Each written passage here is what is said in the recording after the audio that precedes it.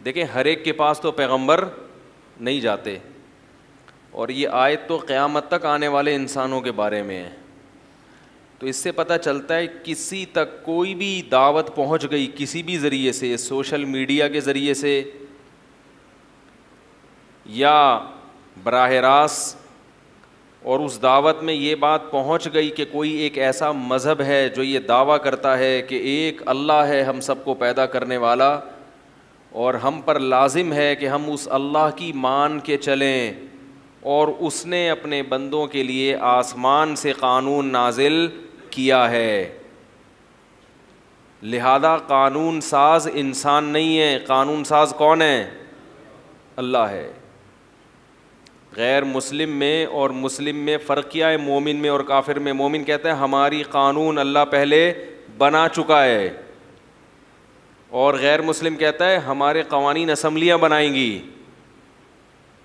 ہم کہتے ہیں اسمبلی کا کام اللہ کے بنائے ہوئے قانون کو، بولو بھائی، نافذ کرنا ہے، اور کسی قانون کی تشریح میں کوئی اختلاف ہو تو پھر اس میں اسمبلی کا سہارا، یا کوئی قانون ایسا ہے جس میں شریعت نے آزادی دی ہے، جیسے آپ کو ریڈ پہ بریک لگانی ہے اور گرین پہ چلنا ہے، تو یہ قانون ایسا ہے کہ جس کا انتظامیہ سے تعلق ہے، مینجمنٹ سے. اس میں اسلام نے ہمیں یہ تو بتایا کہ انتظام سے رہو، لیکن انتظام یعنی ایک ڈسپلن سے رہو، یہ تو اسلام نے بتایا، مگر اس ڈسپلن کا طریقہ کیا ہوگا یہ ہماری رائے پہ چھوڑ دیا. کیا خیال ہے؟ تو قانون بنتے ہوئے کہا جاتا ہے بھائی جب بتی لال ہوگی تو سب کو، اگر قانون بنا دیا جاتا کہ ہری پہ چلنا ہے، ہری پہ رکنا ہے اور لال پہ چلنا ہے، تو ہم اس کو فالو کرتے. ان کو کہا جاتا ہے اباحت اصلیہ. کچھ چیزیں ایسی ہیں جو اللہ نے مباح رکھی ہیں، انسانوں پہ چھوڑ دی ہیں کہ تم بنا لو خود ہی، یہ تمہاری اپنی ثواب دید پر ہے.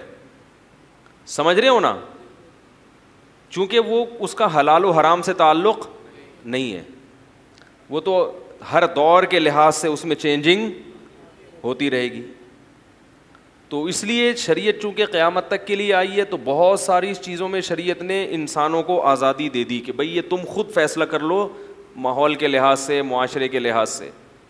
سمجھ رہے ہیں؟ تو ملک کو اسمبلی کی جو ضرورت ہوتی ہے اس کی بہت بڑی وجہ یہ ہوتی ہے کہ جن چیزوں میں اسلام نے ہمیں آزاد رکھا ہے اس میں اسمبلی فیصلہ کرتی ہے بھئی بجلی کے ریٹ بڑھانے ہیں، یا اسلام نے یہ تو کہہ دیا حکومت کو کہ تمام گھروں میں بجلی پہنچانا تمہاری، بولو بھائی، ذمہ داری. ریٹ کتنے ہوں گے یہ اللہ نے نہیں بتائے، آٹے کے ریٹ کیا ہوں گے، چینی کے کیا ہوں گے بتائے وہ بھی اللہ نے ہے، لیکن وہ بھی پھر معیشت کی طرف میرا بیان چلا جائے گا. تو لیکن جو اصل قانون ہے حلال حرام، الاؤڈ ناٹ الاؤڈ، یہ کس نے نازل کیا ہے؟ اللہ نے. اس میں ہمیں رائے کے دخل کی ضرورت نہیں ہے، جبکہ غیر مسلم اس میں بھی قانون کو فالو کرتا ہے. ان کے ملک میں قانون ہوگا الاؤ تو بس الاؤ ہے، وہ یہ نہیں دیکھتے کہ اللہ کے ہاں الاؤ ہے یا نہیں ہے. تو قرآن کہتا ہے کہ اہل جہنم کہیں گے کہ ہمارے پاس کوئی ڈرانے والا آیا تھا، یقیناً آیا تھا، جبکہ ہم دیکھتے ہیں کہ پیغمبر سب کے پاس نہیں جاتے. تو پتہ یہ چلا، اسی سے ملتی جلتی ایک اور آیت ہے قرآن میں. قرآن کہتا ہے کہ ہم اہل جہنم سے کہیں گے اولم نعمرکم ما یتذکر فیہ من تذکر وجاءکم النذیر، کیا ہم نے تمہیں اتنی عمر نہیں دی تھی کہ جس میں تم سمجھ جاتے اور تمہارے پاس ڈرانے والا بھی آیا. یعنی عقل سے فیصلہ کرا لیتے تو بھی درست نتیجے تک پہنچتے. اتنی ایج تمہیں ملی ہے جس میں تمہیں سوچنے کا موقع، کیونکہ بچپن میں موت واقع ہو جائے تو پھر وہ مکلف نہیں ہے، تو سمجھنے کا ہم نے تمہیں موقع بھی دیا اچھے اور برے کا، اور تمہارے پاس ڈرانے والا بھی آیا، حالانکہ ہر ایک کے پاس پیغمبر نہیں آتے. تو پتہ یہ چلا کہ اللہ کی دعوت کہ اس نے اپنے بندوں کے لیے آسمان سے کچھ نازل کیا ہے، یہ دعوت کسی بھی ذریعے سے کسی کے کان تک پہنچ گئی تو اللہ کی حجت اپنے بندوں پر تمام ہو گئی. حجت تمام ہونا سمجھتے ہیں؟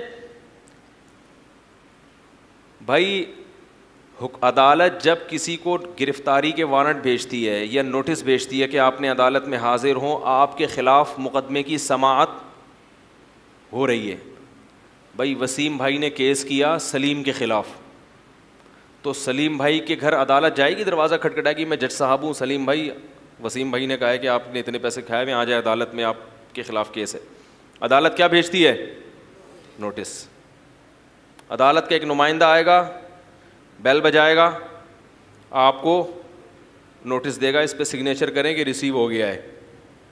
بات آ رہی ہے سمجھ میں؟ سگنیچر کریں کہ ریسیو ہو گیا ہے. چونکہ یہ عدالت کے نمائندے 2 نمبر بھی ہوتے ہیں, تو بعض دفعہ یہ مکمکہ کر لیتے ہیں کہ اتنے پیسے دے دو, میں کہہ دوں گا کہ وہ ملک سے باہر ہیں. ایسا بھی ہوتا ہے. تو پھر وہ عدالت کیا کہتی ہے؟ بھائی نوٹس دیوار پہ چپکا دو اور اخبار میں اناؤنس بھی کر دو, کہیں نہ کہیں تو پڑھے گا نا اخبار میں, کوئی اس کا ریلیٹو پڑھے گا, یار تمہارا نام آج میں نے اخبار میں دیکھا, سلیم بھائی کا نام آیا ہوا تھا اخبار میں, تو فوراً کان کھڑے ہوتے ہیں, کیا لکھا تھا؟ لکھا تھا عدالت نے وارنٹ جاری کیے ہیں. تو یہ بھی نہیں ہوگا تو گیٹ کے قریب عدالت کیا لگا دیتی ہے؟ نوٹس. کیونکہ بھائی کبھی نہ کبھی گھر تو آؤ گے نا. اس کے بعد بھی اگر آپ عدالت میں حاضر نہیں ہوتے تو عدالت کیا کرتی ہے؟ آپ کے خلاف فیصلہ سنا دیتی ہے. پھر آپ عدالت میں آ کے یہ کہو کہ مجھے تو نوٹس کا پتہ ہی نہیں چلا, تو میرے خلاف فیصلہ کیوں سنایا؟ تو عدالت کہے گی کہ اولم نعمرکم ما یتذکر فیہ من تذکر وجاءکم النذیر, کیا تمہارے پاس میرا نوٹس نہیں پہنچا؟ گیٹ پہ بھی لگا دیا اور اخبار میں بھی اناؤنس کر دیا, اور خود بھی تم مجرم تھے, تمہیں پتا تھا کہ میرے خلاف عدالت میں کوئی جائے گا, تو اب تمہارا یہ عذر قابل قبول نہیں ہے.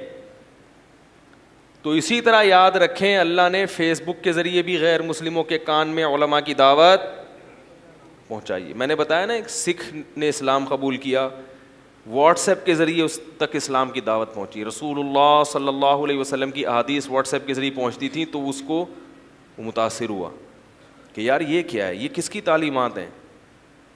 میں آپ کو عجیب بات بتاؤں, ایک آغا خانی نے, کئی سال پرانی بات ہے, اسلام قبول کیا, ایک دن فضائل اعمال کی تعلیم میں کہیں بٹھا دیا کسی نے, اس میں کچھ اخلاقیات کی باتیں تھیں, اخلاقیات کی, تو اس کو بڑی اچھی لگیں کہ یار یہ تو بڑے اچھے اخلاق کی ایک باتیں سکھائی جا رہی ہیں اس میں.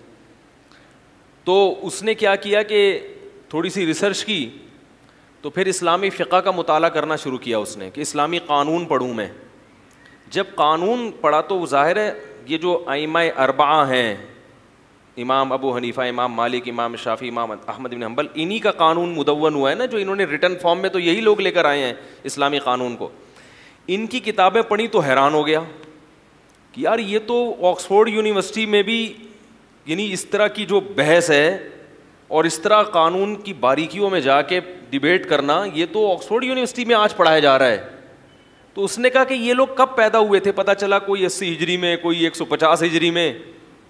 تو اس نے کہا یار یہ اس دور میں کسی باطل مذہب کے ماننے والے اتنا اچھا لا مرتب نہیں کر سکتے جب دنیا اندھیروں میں پڑی ہوئی تھی اور اسلام قبول کیا اس نے. اس نے کہا اس دور میں اتنی تہذیب کہاں سے آ گئی کہ ایسا پورا ایک لا ریٹن فارم میں